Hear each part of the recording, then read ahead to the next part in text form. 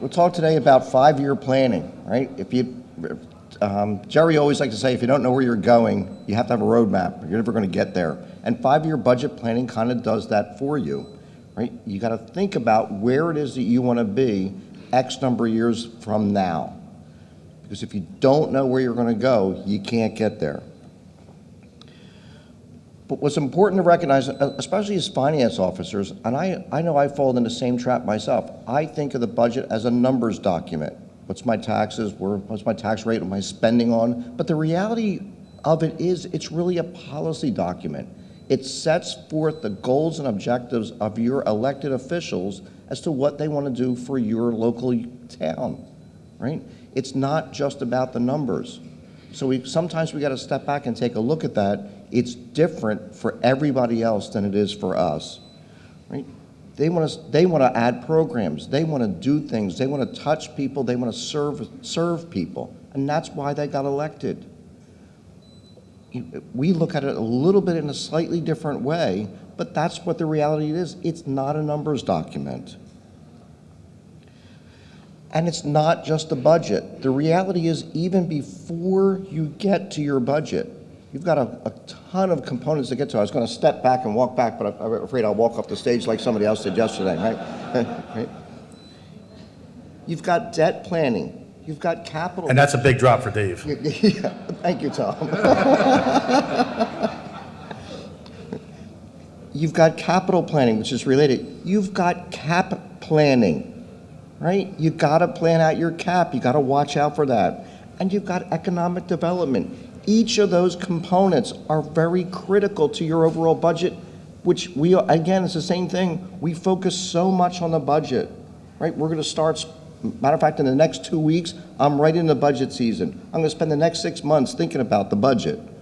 But the reality is all of these other things have to be in place before you get to that next step. So when you think about debt planning, what are your elected officials comfortable with? How much do you want to borrow? Can you really build X? And what is that impact going to be? How much are you going to do each year? You got to think about that. How much are you going to incur every single year? Because, right, the payments don't start right away. You can do bond anticipation notes and really stretch it out, or you can sell bonds right away and start making payments, but it stretches out over a longer period. And when does that stuff hit? Your capital plan is related to that. It's not just filling out those forms at the back of the budget document. Quite frankly, I hate those. But it's a necessary evil. But the reality is, it is a great planning tool. It helps you. It helps your departments plan what it is that they're going to do for the next X number of years, whether you do a 3-year financial plan or a capital plan or a 6-year. Because you got to think about that. When is that debt going to hit? How are you going to finance it, and how are you going to expect your taxpayers to pay for it? What's the impact on your operating expense? I did this, it's a sidebar, I did this a number of years ago. So a town wanted to put bike paths in. And they started talking about the number of lights they were going to put in on this bike path. And all of a sudden I sat there and figured out, I'm like, wait a second. The lighting bill is going to increase by 50% because you lit this bike path. Do we really want to do that? And because what was everybody focused on? We need to build this. We want to build this. The people want it. They want it. They want it. And all of a sudden, it's like, this is what the impact of that's going to be, not just the debt service, but on maintaining that facility. It's going to cost a lot of money. You got to think about that kind of stuff. And another pillar that we don't talk too much about either is the economic development, right? Walmart's coming to town, or whatever the case may be. How is that going to impact your town? If all of a sudden a giant store comes in, you got to start thinking about, do I need more police officers as a result of that? I'm going to build a lot of houses. What's going to be the impact on trash collection, on police? Maybe even you want to talk to your school district about how many kids are going to come in. All of those things have to go into that planning and consider what that does to you and how it impacts your budget. pilots, right? I'm a county finance officer, I hate pilots, right? Because I always feel like we're getting stiffed. Right? You might disagree with that, but I always feel like we're getting stiffed. But it's the same thing. And you gotta be careful. Elected officials love to spend the same money 3 times over. Right? We've got a bunch of people running for president right now, and you hear, I don't know whether Joel spoke about it yesterday, but you hear the plans. You know what? We're gonna charge these people this much money, and then we're gonna do this. They got 15 things they're gonna spend that money on. It's all gone. Be careful of that when it comes to these, either as pilots or any kind of economic development. A lot of times elected officials will try to spend the same revenues 5 times. You've got to kind of tap the brakes a little bit to make sure that they don't do that, because it's what they like to do, and it's our role and it's our job to help them to keep from falling into that trap of spending that money over and over again. Arbitration. Our good friend, the legislator did not renew the arbitration rules. There was a great conference. Gabby and John did a great presentation on it earlier this year. If you did not catch it, you make sure that at some point in time you catch something on that. When you go into interest arbitration, they're going to be looking at this. They want to know where those revenues are coming, right?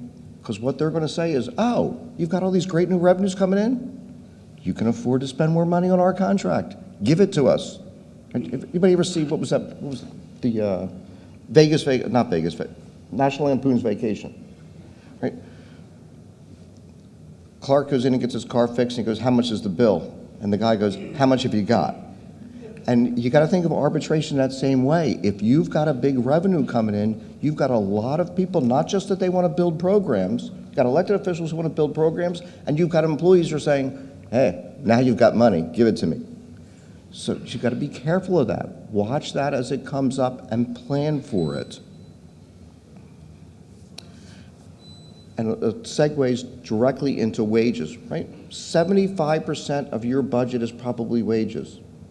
I talked about debt, I talked about capital, but the reality is, if you don't control your wage cost, if you don't control that cost, the benefits, etc., you're going to run into trouble. You got to keep those under control, and you all know this, but it bleeds. If you give one unit a 3% increase, everybody wants a 3% increase. These things bleed. So you got to control it on each and every one of these unions, or not so unions, but even ourselves. But you've got to keep that under control. And if you don't, you're going to push yourself into trouble. And that leads into your cap planning as well, right? Because those wage contracts, if you've got a 2% cap and you're giving out 3% increases, eventually you're probably going to have a cap problem. And I know it's one of Jerry's favorite things at the counties, we switch between 2 different caps, right? So there's not a county when we don't have to worry about that, but you've got to be wary of it. The caps plus your banking expires.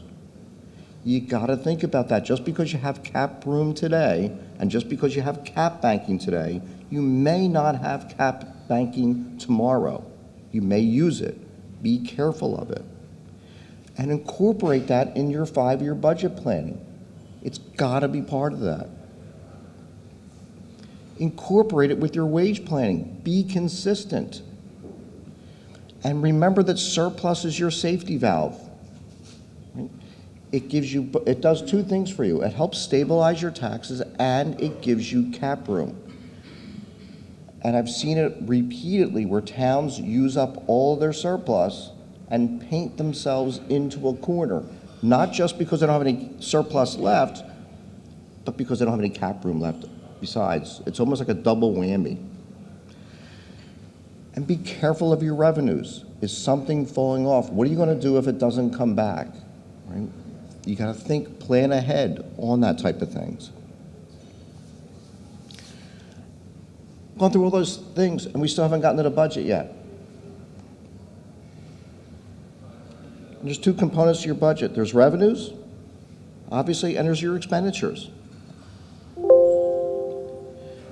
Right, you've got the push and pull. You chronically have elected officials who want to do new programs, new things, new whatever. They want to expand, and that's a great thing.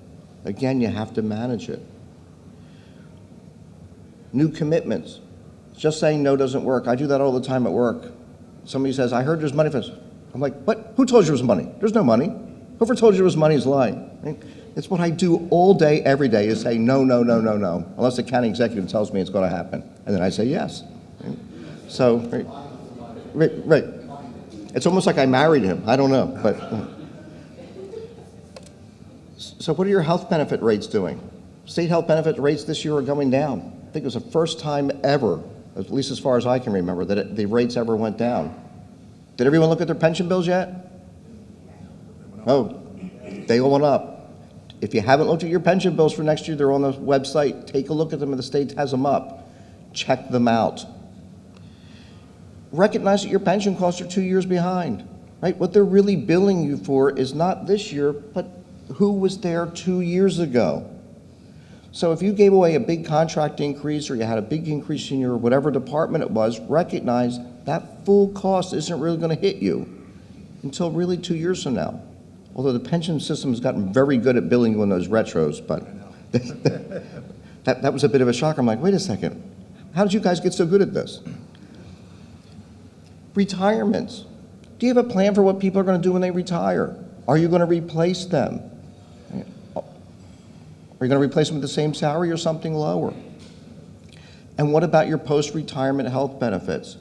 Every single year, probably every one of your towns has an ever-growing number of people who are retired who are collecting benefits. That number keeps going up. So when it comes to your budget, you've got all of these things come together, and the last thing that you do, really, if you think about it, and even if you haven't formalized this as a policy or as a goal, it's probably the last, you do all of these things before you ever get to your budget.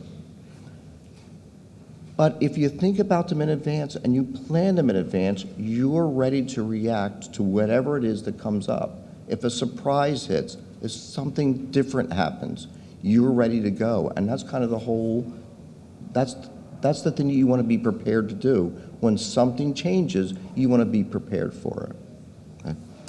So Dave and I decided to do our own thing, didn't really get together at all, because they are different approaches, and it depends on your town, what you need. I'm 23 years in my town, Moorestown, and I know with my governing body, it is different for us. Dave said it's not a numbers, it is a numbers for us. Our council decides they want to maintain all the services that they're providing, yet they want to keep the surplus, a good surplus balance, as well as try to keep the taxes as low as possible. So for us, it is a constant numbers battle. So I'm going to kind of get into my approach.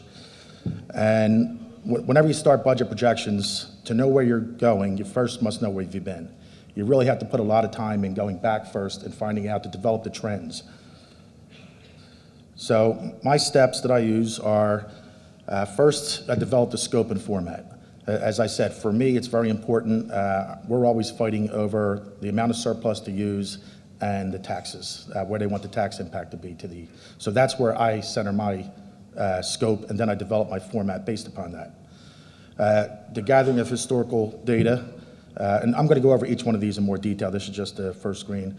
The current and forecast data collection. Then you got to consider your assumptions. You got to actually perform the projections. Then you got to review and cross-check all work, and then create the narrative and assemble the presentation. Step one, scope and format. You got to consider the goals you want to achieve and the message you want to convey. Is it strictly, impartial data presentation, or are you trying to actually convince the governing body to support your view? We can actually do that. You've been there long enough, you want to try to cajole them into the right message. So you got to kind of do that without them knowing you're doing it, but you got to carefully consider the process and prepare something you know that you can comfortably defend. If you plan on being challenged at the start, you will be prepared to defend your work. And we're a tough town. Very professional. People like to come and like to keep us on our game and like to look for things and challenges, and the governing body likes to do that as well. So I got to be on my A game all the time. You got to create the general format and the layout. You got to set up formulas, link the worksheets together, etc. So that brings us to step 2, the historical data collection. The minimum requirements are you got to gather everything for your revenue trends. So the surplus you've been anticipating, the history of that, all your miscellaneous revenues anticipated, delinquent taxes, and the MRNA, miscellaneous revenues not anticipated. You got to go gather the historical trends for your appropriations, your salary and wages, as Dave said, is a large part of your budget. Your other expenses, your statutory expenses, deferred charges, debt service, et cetera. Surplus analysis, there's various factors that impact that, and you want to identify all those and develop a history of that. I actually, and you'll see later, I'll actually show something, I actually show the impacts, because ultimately my goal is to try to make sure that we're anticipating an amount that we can regenerate every year. That's the goal anyway.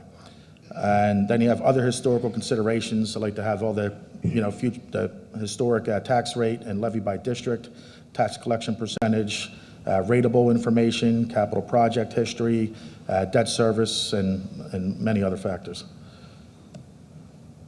Step 3 is now where you're actually going to start gathering the information to start preparing to forecast that data. So first you have some local factors to consider. You really have to go out and you got to meet with the other key municipal officials. You got to meet, if you have a community development director or an economic development director, they are key to this process. You have to go meet with them, construction official. So you want to meet with your economic developer or community development because you want to know what the planning board's doing.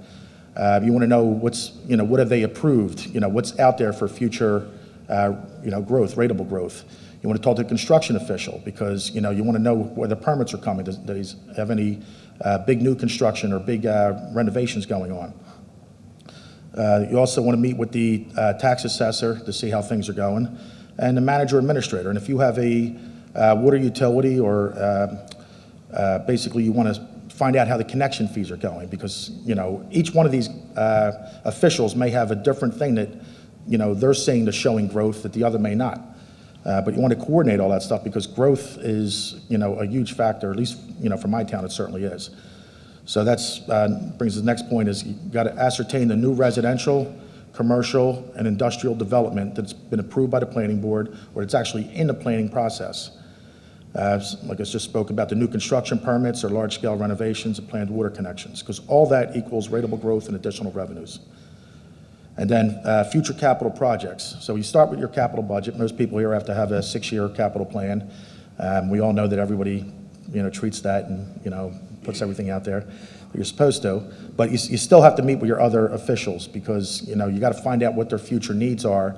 And then you got to project that. You got to plan that. And what you want to do is you want to kind of overlap that with your existing debt schedule. So you want to plan when you're going to actually issue debt.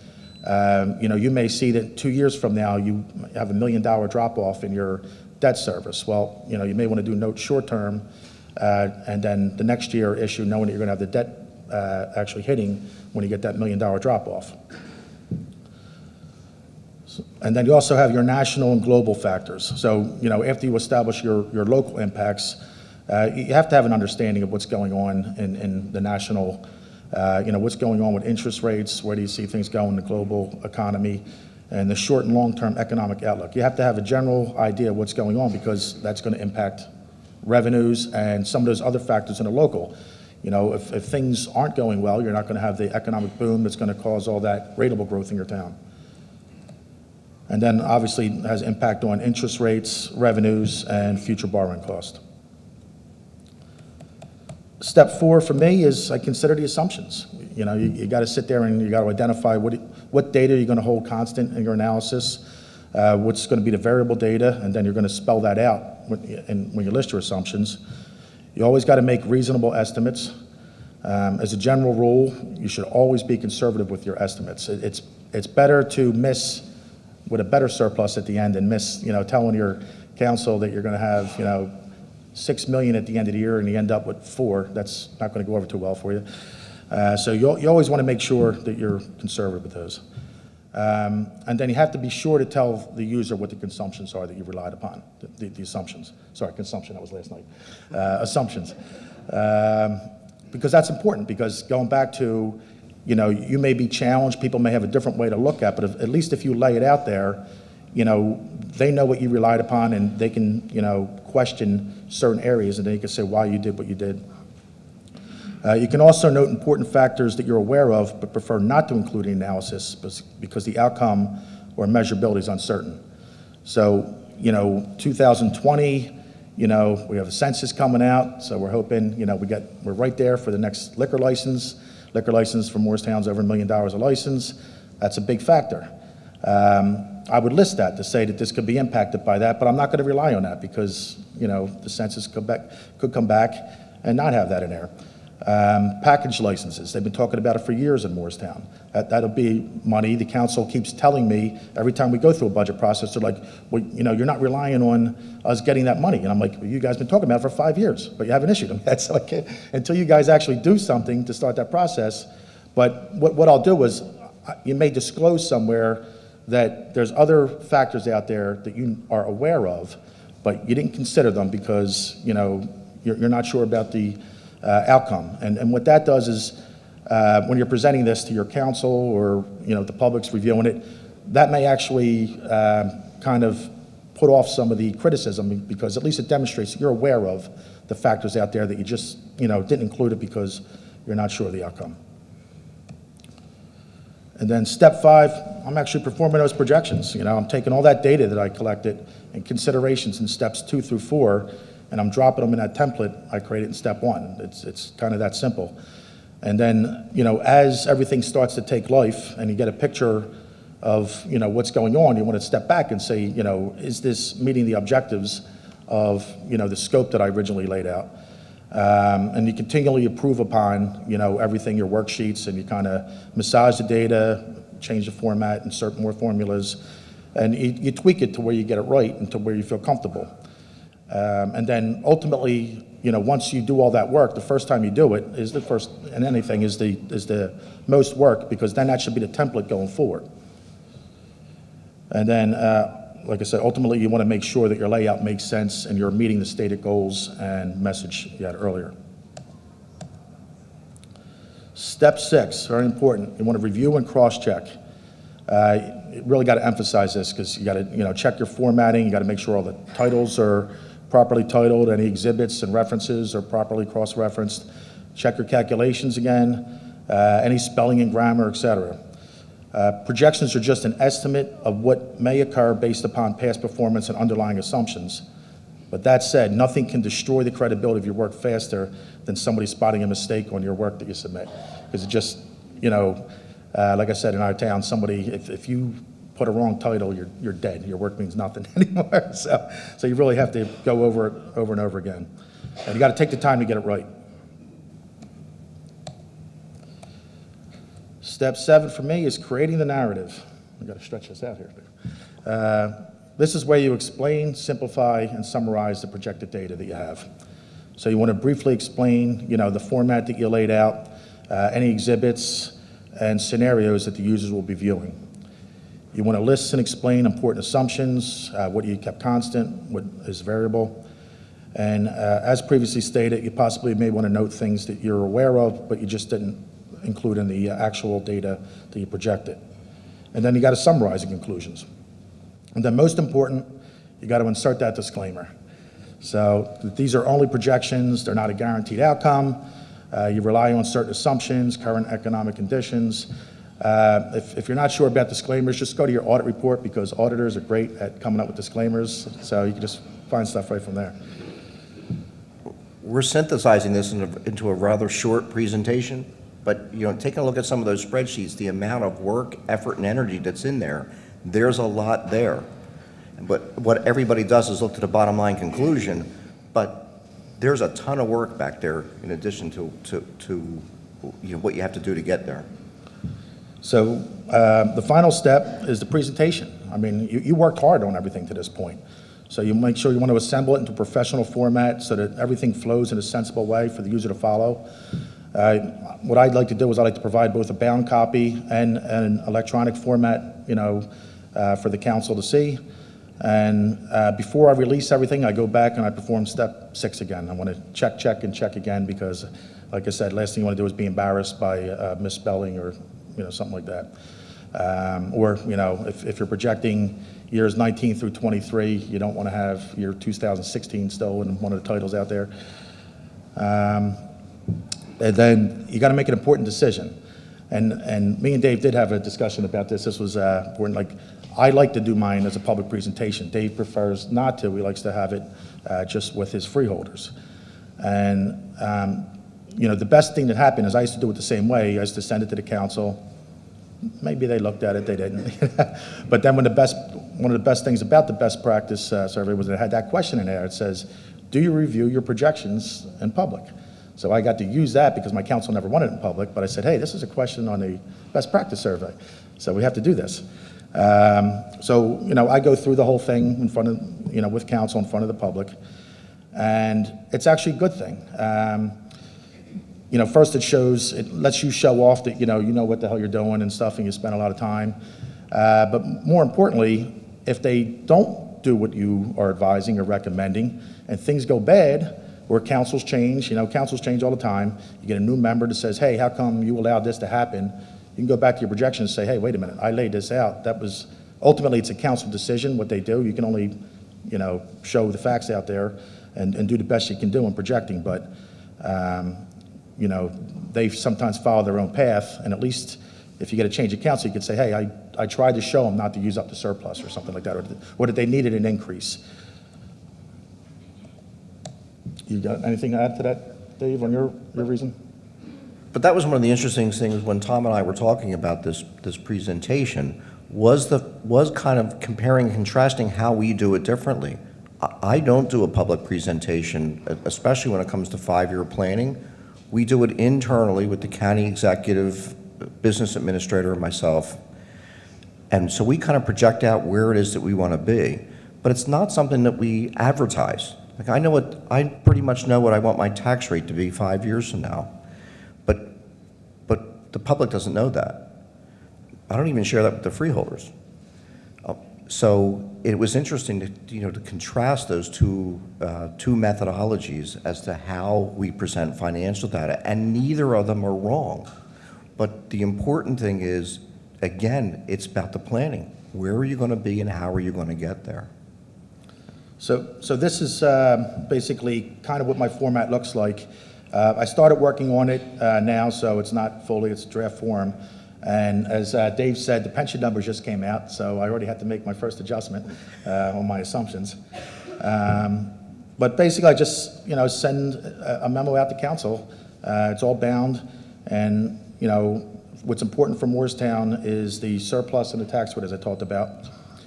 And I'll first start by explaining my exhibits. Not really going to get too much into detail here because I know I'll lose y'all falling asleep.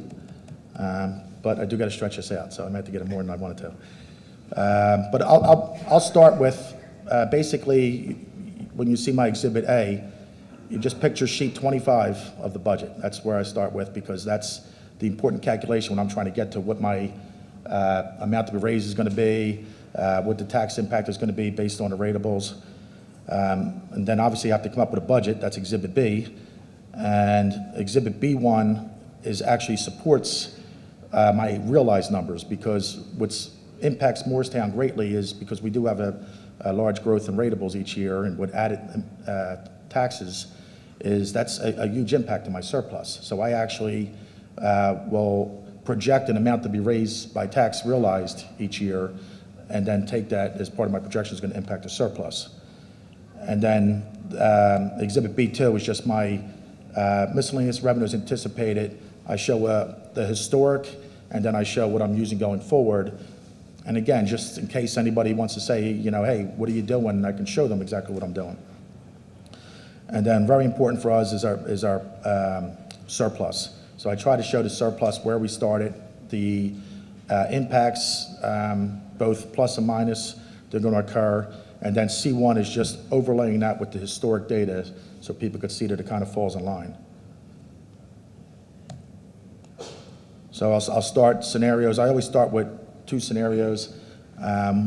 One is, okay, last year we used $2,605,000 in surplus. So I know council's never going to decrease that. They will have to later, but they're not going to right now. So I say, okay, if I use that same amount of surplus each year, what's going to be the impact to the tax rate? And I'll go out and actually, perform that. And then the next one is, because I know I'm always going to get the question by council, what happens if we don't have any tax increase and we use surplus to do that, don't have any tax increase over this history? So I already walk in with that. And then I'm going to probably add a third or fourth, depending on what's going through the budget process as they start to want to look at stuff. But again, the format's already there, so I just got to drop in, the data, and everything will change and update for me. But these are the two basic ones I start with.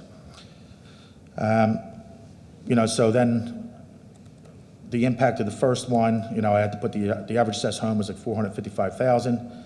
So in scenario one, again, this is the summary sheet. So later on, we'll get to actually the stuff that supports this. But it shows in 2019, there's no impact to the tax rate because we already know what that is. And we show what the taxes, but I show what the year-end surplus is what I had to project. So I'm showing that, I'm hoping to get 8.4 million in surplus.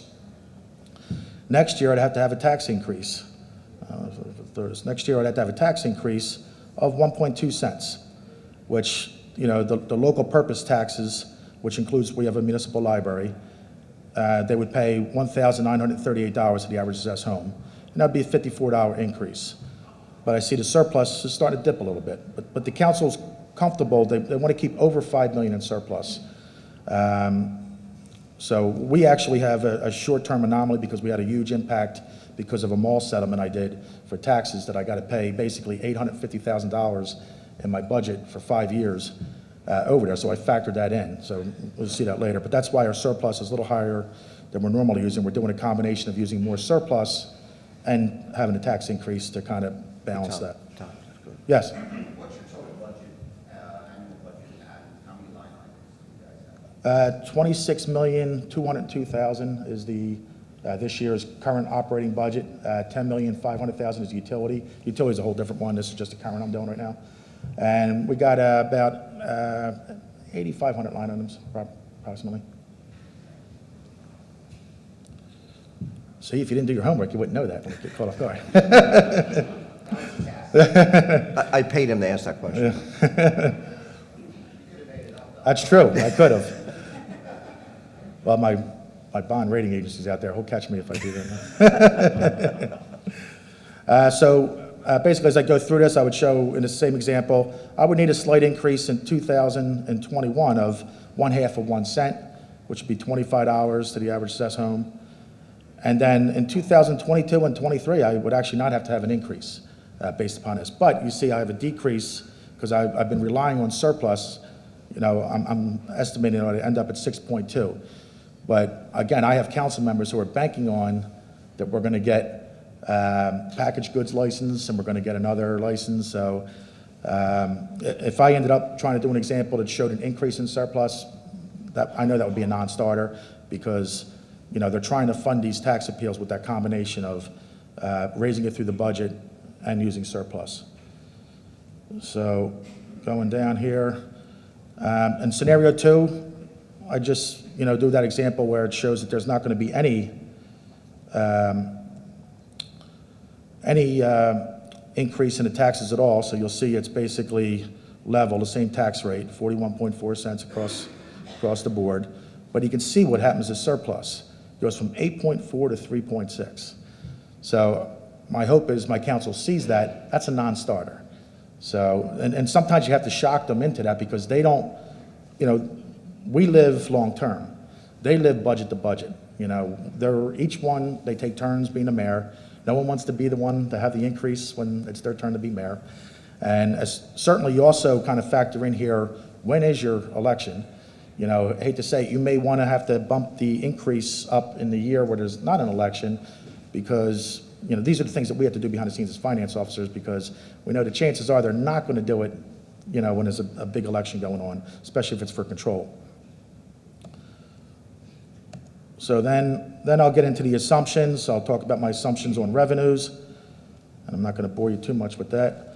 But I'll show which ones I'm holding constant, what things that I'm increasing, and then I get into my assessed valuation.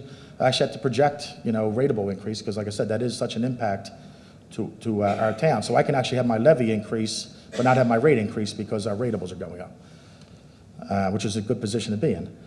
And then I go through appropriations. Now appropriations, again, I go through and I generate, what that historic data is, So in my examples here, I'm going to use, where did I just went up too high here? I say that I'm going to use 2% each year for salary and wage increase. However, my historic has been 1.8 each year. And then other expenses, I'd say I'm going to use 1%. The historic has been 1.05. And I get into statutory expenses. It's been 2.46. I'm using 2.5, but the pension bills need me to adjust that. That just came out. So, I get into all that kind of stuff that I'm talking about, what I have to do. And then the RUT. I got to come up with a projection. I say, that I'm going to use a 98.6% collection percentage in each year. And then for my realized amount, when I do that calculation under Exhibit B1, I'm going to assume that we're going to collect 99.25% of everything remaining after I take a hit for, my write-offs, what I'm considered going to be canceled.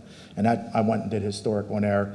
And, we're between 200 to 300,000 canceled each year because of the appeals that we're going through.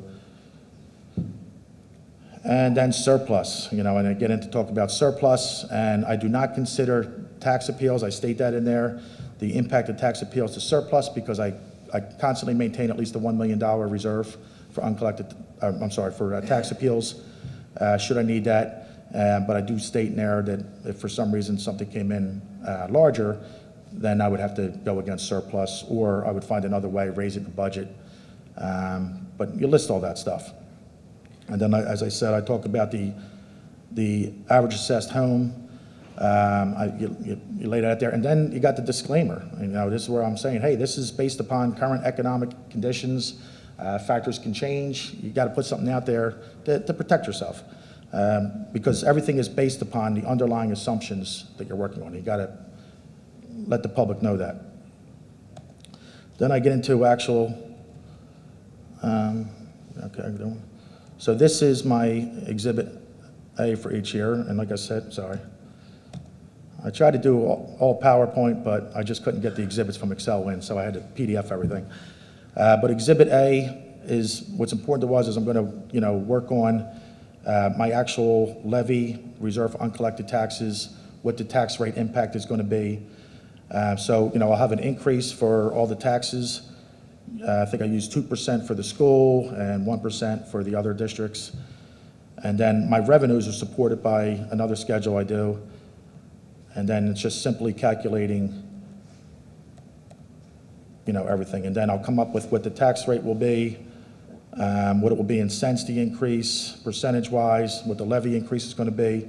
And as Dave spoke earlier, I don't know why it keeps going up. As Dave spoke before, I'm not ready to do this now because I'm in the early thing, and we don't have a levy cap now. We're like a couple $1 million underneath our maximum levy cap allowable. But I'll actually calculate that out for each scenario when the time comes, because it can be a problem if it could end up being an impact. Fortunately, it doesn't impact Morristown because they never want to increase taxes. But that's kind of an important thing. You want to try as best you can to increase taxes every year, right? Because we've all been through this. Where elected officials want a 0, 0, 0, 0, and then eventually you got to do a 20 or something like that. So it's a scenario that you want to avoid, because unless there's something drastically changing in your town, if costs are going up by 2% a year, your taxes need to go up 2% a year. There's no magic bullet. If there's some special thing that occurs, that's one thing. But on a normal routine basis, you got to increase every year. But, sorry. That's another difference we have, but anyway. But you want to try to, it's not something you have to do, but it's something you want to encourage to do, because again, Correct. you're going to paint yourself into a corner. Right? So now is my Exhibit B, where I actually get into my projecting the budget. So you have your 4 major areas: your surplus anticipated, miscellaneous revenues, delinquent taxes, and amount to be raised. And then, I have my appropriations, and I say, okay, this was my 2019 budget. And as I said, I'm going to use 2% for salary and wages, 1%, and then I kind of go across the board. So that's how I'm coming up with my budget. And then up here is my realized amount that, that falls into what the surplus statement will be.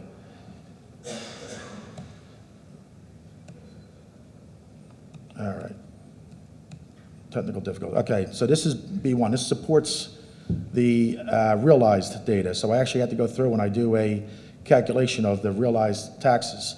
And I'm projecting, this is where I'm projecting the added admitted taxes and the impact.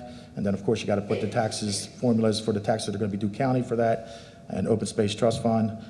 And, I'll put all my different, here I'm taking a $350 hit this year, 2019, for canceled taxes, and it's going to slowly dwindle down. And then I'm going to collect, as I said earlier, 99.25% of that will be realized.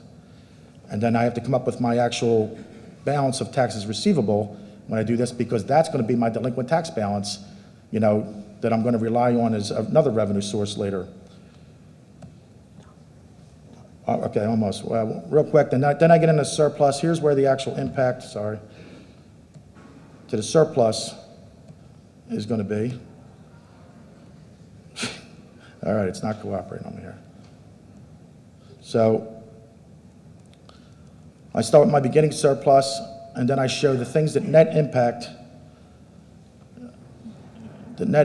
my surplus. So, okay, I started with almost 8.7 million. I'm using 2.6 million, and then these are the things that are going to impact. And you see, for us, again, the large is the amount to be raised by taxes. I got a one-time revenue. You never want to include them. We actually just got paid that. That was a FEMA money. I said, I'll go right to surplus. But again, I had to fight against council. They wanted to anticipate that. I said, no, because I'm never going to get this year or next year. Luckily, we just got it. And then I showed the decreases. So then across the board, I'm showing this is how I get to where my surplus is going to be at the end of the history. And then just real quick, at the end, I do and I ended up in scenario 2 by jumping around there. That was an accident. But I overlay it with the historic data so they can take a look at it and see, okay, what was the history? Okay, yeah, you have had a large amount to be raised, so it is reasonable. But anyway, got to leave time for questions. So that's basically what I do in town. Like I said, it's an adventure, Bill, because you do start your meeting with so many officials. There's no better way to get a feel of what's going on in your town than to go through this kind of process, because you're forced to have to know every aspect of what's going on in order to be able to put together meaningful projections. To that, any questions for Dave or I? All right, seeing none, thank you. Motion to adjourn.